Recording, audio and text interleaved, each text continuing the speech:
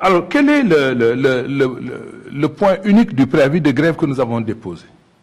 Il est formulé comme ça: l'ouverture de négociations sérieuses pour une retraite décente pour les enseignants et chercheurs des universités et autres centres d'enseignement supérieur et de recherche. Pourquoi? Nous avons déposé ce préavis face au silence du gouvernement, puisque la question ne date pas de maintenant. Depuis l'année 2014, des discussions ont lieu, comme tout syndicat qui se respecte, en négociation, en recevant, en rencontrant le gouvernement. Nous avons discuté. Je vais en rappeler, je pense, quelques dates essentielles, si vous en êtes d'accord. Nous avions demandé au gouvernement, au moins en septembre 2015, lors d'une rencontre avec le ministre de l'Enseignement supérieur, entouré de ses collaborateurs, mais aussi des autres techniciens des autres ministères du gouvernement, l'ouverture urgente de négociations sur les principales revendications, mais particulièrement sur celle de la retraite des personnels enseignants et de recherche des universités et des centres de recherche du Sénégal.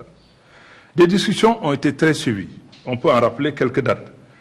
En septembre 2015, disais-je, le ministre de l'Enseignement supérieur et de la Recherche avait reçu le Sud-Est, je dis encore une fois, entouré de ses principaux collaborateurs, mais également des techniciens d'autres ministères, tels que le ministère des Finances, puisque les revendications ont une répercussion financière. Il vaut mieux que les techniciens des autres ministères puissent être là pour peut-être voir la faisabilité des propositions qui sont formulées. Nous avons retenu, parce qu'il y avait d'autres points, notamment le point qu'on a appelé à l'époque l'évacuation sanitaire dont ne bénéficient pas les universitaires. Parce que la question de la santé à l'université, on est dans une UFR des sciences de la santé, mais la question de la santé à l'université est très grave. Les enseignants des universités et leurs familles peuvent être renvoyés des hôpitaux publics parce que l'université n'a pas payé ses charges ou ses redevances. C'est arrivé de nombreuses fois et il y a eu, je veux dire, un tollé qui en a découlé très souvent. Mais nous avons mis en exergue le point sur la retraite en abandonnant les, non pas définitivement, mais en disant il faut mettre en exergue un point qui est en train, j'allais dire, de décimer l'ensemble des enseignants. Nous avons des collègues qui vont à la retraite. Et lorsqu'ils vont à la retraite, dans l'enseignement supérieur, ils se retrouvent à percevoir le 10e de ce qu'ils gagnaient lorsqu'ils étaient en activité. Faites le rapport. Lorsque vous gagnez 1 million en activité, vous pouvez vous retrouver à 100 000 francs. Lorsque vous gagnez 2 500 par mois en activité, vous pouvez vous retrouver à moins de 250 000. Voyez le rapport et voyez les conséquences tout de suite. Il est vrai que l'enseignant des universités va à la retraite à 65 ans. Mais il n'empêche que ce traitement qui nous est fait est le seul corps, en tout cas parmi les enseignants, qui est aussi maltraité. Dans les autres ordres d'enseignement, les enseignants qui vont à la retraite se trouvent avec une portion de leur salaire en activité qui est beaucoup plus confortable que lorsque vous êtes universitaire. Ce qui, bien entendu, pose un problème très grave pour ceux qu'on considère comme étant, j'allais dire, la fleur. Lorsqu'on regarde le système éducatif, l'université est quand même au sommet. Donc, le respect du savoir, le respect de ceux qui contribuent à la formation, je crois, commence par le respect de leurs droits. Et il n'y a pas de droit, je crois, reconnu, lorsque des enseignants en activité peuvent, lorsqu'ils partent à la retraite, se trouvent brutalement catapultés, parce que c'est le mot, dans un versant complètement misérable. Alors, il se trouve que des enseignants arrivés à la retraite, parfois, ont même des difficultés pour payer le loyer, ou ont des difficultés pour payer la dépense quotidienne.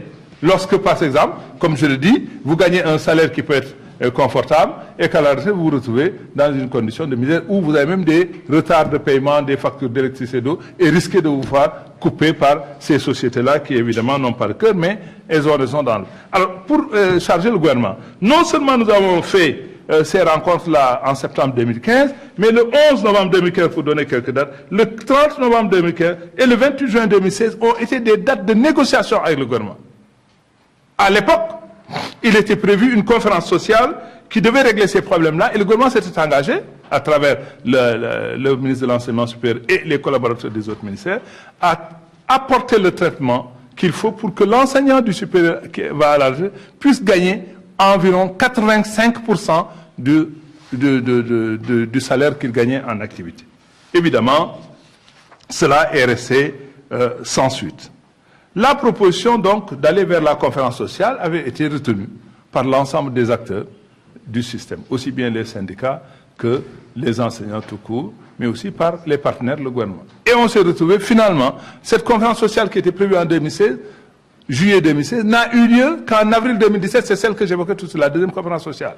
Et qu'est-ce qu'il en est sorti? La conférence sociale n'a prévu comme mode de réparation qu'une chose, c'est des versements complémentaires ou supplémentaires ou des adhésions à des caisses complémentaires de retraite. Ce qui veut dire que la question n'est toujours pas réglée dans le principe lorsque l'individu détermine par lui-même ce qu'il va cotiser à part pour pouvoir avoir une retraite confortable. Ce n'est pas la solution que nous demandons aux students. Nous demandons un traitement public qui permette à l'enseignant, lorsqu'il va à la retraite, de pouvoir effectivement être à l'aise, continuer à être honoré dans sa dignité du traitement qui lui est réservé. Alors, dans les propositions que nous avons, nous, envoyées au gouvernement, je peux les résumer et les rappeler. À la suite de la conférence sociale, nous avons dit que nous rejetions la proposition du gouvernement d'une retraite complémentaire fondée uniquement sur le choix libre de l'enseignant d'y adhérer ou non. Le Sud-Est est pour une solution statutaire publique qui assure une retraite décente aux enseignants. Deuxièmement, le Sud-Est propose la mise en place immédiate d'un plan Marshall de recrutement d'enseignants-chercheurs et de chercheurs sur des postes permanents et non pas prendre des besoins à la tâche réglés par des vacataires. Ce qui permettrait non seulement de faire face donc, à la massification croissante des étudiants, ce qui est normal, un pays qui se développe doit avoir plus d'étudiants pour avoisiner les normes de l'UNESCO. Nous sommes loin des normes de l'UNESCO lorsqu'on regarde la portion de la population qui est dans l'enseignement supérieur, bien entendu, mais aussi de développer un enseignement supérieur de qualité. On ne peut pas faire des garderies d'enfants à l'université.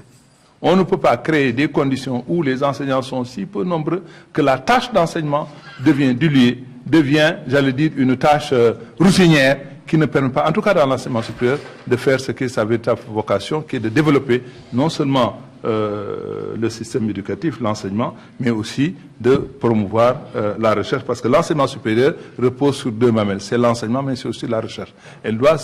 Cette activité doit se développer sur la base des recherches qu'on fait pour produire davantage et développer les connaissances pour pouvoir développer notre pays, bien entendu.